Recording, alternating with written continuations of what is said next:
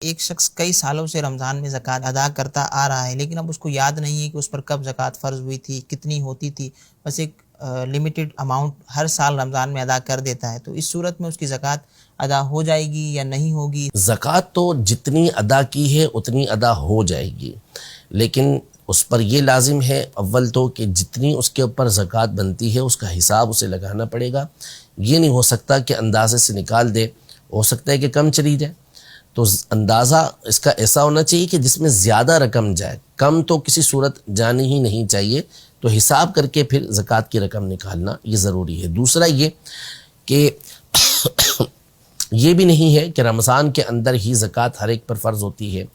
عمومی طور پر بندہ صاحب نصاب جو ہوتا ہے وہ رمضان کے علاوہ کسی اور مہینے کے اندر ہی ہو رہا ہوتا ہے، تو اس کا ظن غالب کرنا پڑے گا، سوچنا پڑے گا، ذہن لگانا پڑے گا،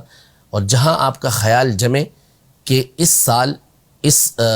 مہینے اور اس دن کو میں صاحب نصاب ہوا تھا، تو اس کے مطابق پھر آپ کو اسی دن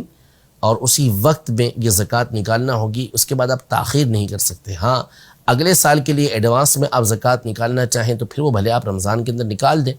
اور جب آپ کے اوپر زکوٰۃ فرض ہوتی ہے جس مہینے کے اندر، جس دن کے اندر، اس میں آپ دیکھ لیں کہ جتنی آپ نکال چکے رمضان کے اندر یا کسی اور مہینے کے اندر وہ مائنس کر دیں، اور اب جتنی باقی ہے تو جس دن آپ کے اوپر زکوٰۃ فرض ہوتی ہے اس دن وہ زکوٰۃ آپ نکال دیں۔